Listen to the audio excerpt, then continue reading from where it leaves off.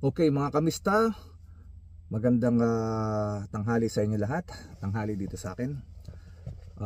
Tama po, may pag-uusapan tayo at ito ay tungkol kay walang iba kundi sa yung aling maliit, si Miss Cynthia Villar. Opo, tama po mga kamista. Pag-usapan natin ng konti itong si Cynthia Villar. Alam naman po natin na tapos na yung kanyang termino dito sa Senado. Kaya ang ginawa niya o ng kanilang pamilya, nagpalit sila ng pwesto nitong kanyang anak naman. So siyempre, alam naman natin ang laro nila talaga. Ayaw nilang bitawan yan kahit na bilyonan na yung kanilang mga negosyo. Ginawa nila itong si Cynthia Villar dahil tapos na ang kanyang termino. Nag-usap sila siguro na yung anak naman niya na si Camille Villar ang dapat tumakbo sa Senado at maupo kung sakaling manalo, which is nanalo naman po talaga. At ibig sabihin, 2 Villar pa rin po nakaupo sa Senado, itong kanilang anak na lalaki na si Mark Villar at itong anak na babae na si Camille Villar. Saan po ngayon napunta itong si former Senator Cynthia Villar? Siya po ay tumakbo naman bilang kongresista ng Lone District ng Las Piñas. Siyempre, akala po nila talaga ay hawak nilang lahat ng sulok ng politika siguro dito sa Pilipinas. Kasi mapanegosyo o politika na doon sila. Pero sa kasawiang palad mga kamista, nakatikim ng tadyak o sipa itong si Cynthia Villar. Dahil tinalo po siya ng kanyang katunggali na si Mr. Santos. Okay, yan po ang pinakamasakit sa kanila. Akala kasi nila kaya nilang lahat kaya nilang upuan lahat. Ayaw nila talagang bitawan. Dynasty po talaga ang habol ng pamilyang ito. Hindi lamang sa negosyo, kundi gusto nila hawakan talaga ang politika at sila ang magdikta sa mga gusto nilang gawain. Anyway mga kamista, ito ay victory para sa mga taga Las Piñas dahil sa mahabang panahon, 1992 pa yata, kundi ako nagkakamali, basta 90s pa, hawak na ito ng mga Villar. Kasi dati ang may hawak nito is Aguilar, si Nene Aguilar. At ang tumalo po sa kay Cynthia Villar ay itong si Mr. Santos na kanang kamay po ni Mr. Nene Aguilar noong kapanahunan niya.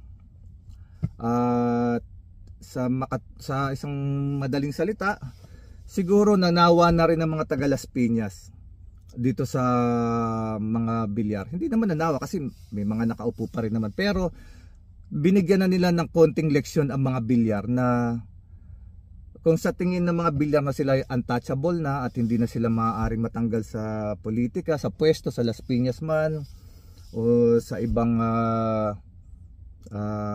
category, halimbawa sa Senado nga o Congress, pinatikim po ng talo ng mga taga Las Piñas itong mga Villar. Si Cynthia Villar po ay tinalo ni Mr. Santos ng napakalaking lamang. Hindi po basta tinalo lamang ng ilang daan o hundreds na lamang, kundi libo-libo, 40,000 plus. Imagine that mga kamista, 40,000 plus ang inilamang nitong si Mr. Santos dito kay Cynthia Villar. Gumanti po ang mga taga Las Piñas mga kamista. Ginantihan nila itong aling maliit. Itong aling maliit kasi ito, napakaano nito ay nako, ayoko magsalita, pero alam nyo kung ano yung aling maliit na yan, kung gaano yung ka-notorious doon sa nasa harapan ng simbahan, nagmimisa, hindi kayang pigilin o kontrolin ang kanyang anger. May problema po yata sa anger management talaga itong si aling maliit. Dahil unang-una, kahit nasa simbahan, hindi niya nire-respeto ang simbahan. Alam niyo yan. Nasa video yan na siya ay nanita at nagsisigaw doon sa simbahan. Yan po ay bago mag-eleksyon nangyari. Matagal bago mag-eleksyon ba nangyari yan. At higit pa doon, Yang aling yan ay walang ginawa kundi mang maliit din ng ibang tao. Kung natatandaan nyo, pandemic time, ano sabi niya sa mga nurse? Hindi ko matandaan yung exact word, pero minaliit po niya ang mga nurse noong panahon ng pandemic. Pero mga kakamista, mga health worker lamang ang may pinakamalaking sakripisyo noong panahon ng pandemic. Silang mga nakaupo o nakapwesto, ano sakripisyo nila? Nasaan sila? Oh, alam niyo yan mga kamista, alam niyo yan kung nasaan sila. Itong aling maliit na to nung panahon pa ng pandemic, sa halip na tumulong sa kapwa, parang ginawa pang patay gutom ang kanyang mga constituent.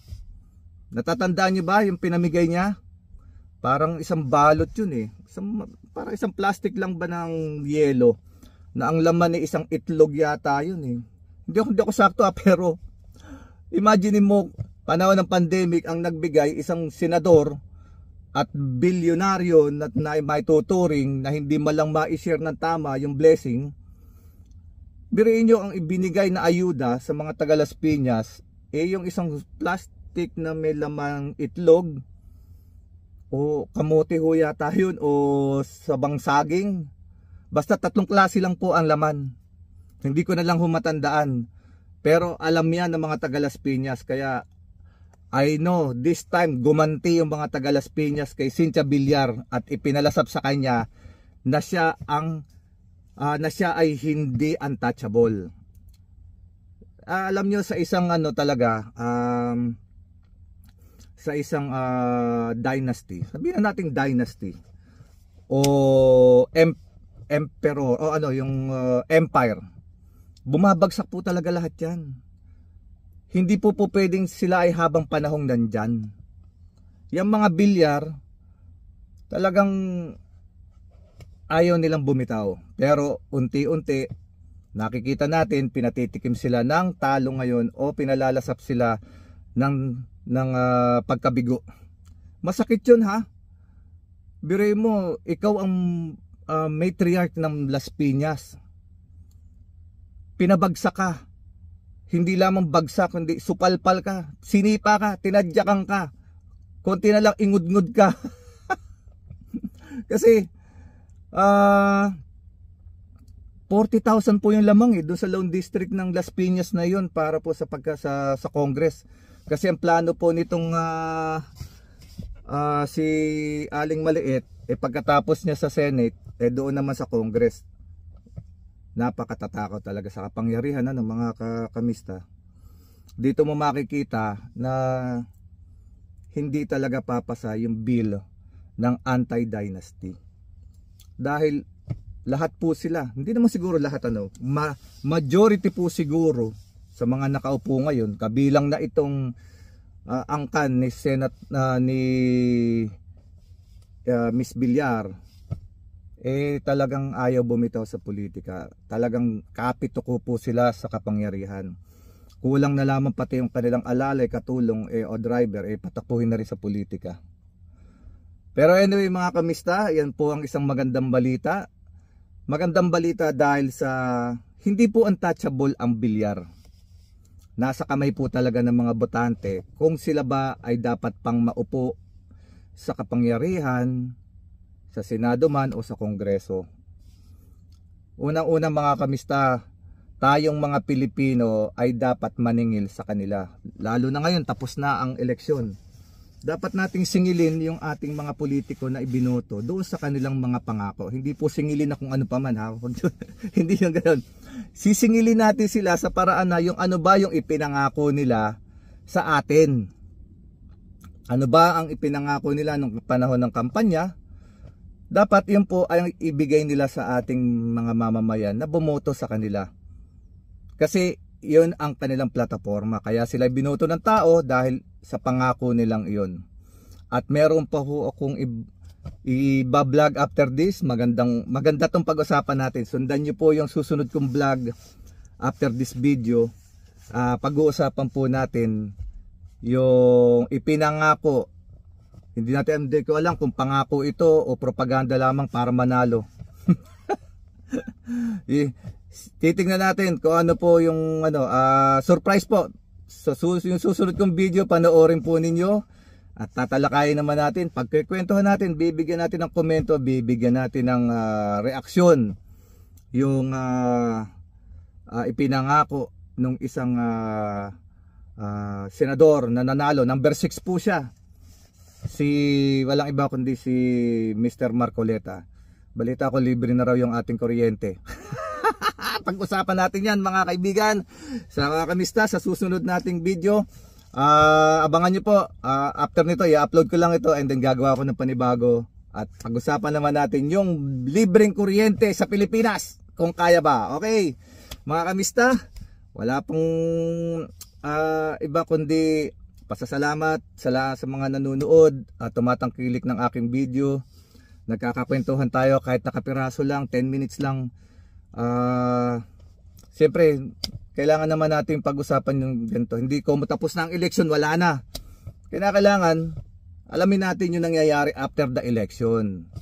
Alaman natin kung tinutupad ba ng mga naupo, ng nanalo yung ating yung mga pinangako nila. At itong aling maliit nga po, wala na matutupad sa pangako niya kasi nalaglag na po siya. Ewan ko lang kung may natupad siyang pangako ng mga panahon na siya ay kumakandidato pa lamang. Basta ang alam ko, ang natupad lang doon, maraming tumayo ng mga subdivision ng Camellia at saka yung Prime Waters. Alam ko, yung Prime Waters halos sa majority ng mga probinsya sila na humahawak. Maganda pag-usapan din yan sa susunod mga kamista, pag-usapan natin. Okay, hanggang dito na lang po mga kamista. Mabuhay po kayong lahat. Kung gustuhan po ninyo kahit papaano yung ating kwentuhan o usapang maliit lang, please subscribe and share mga kamista.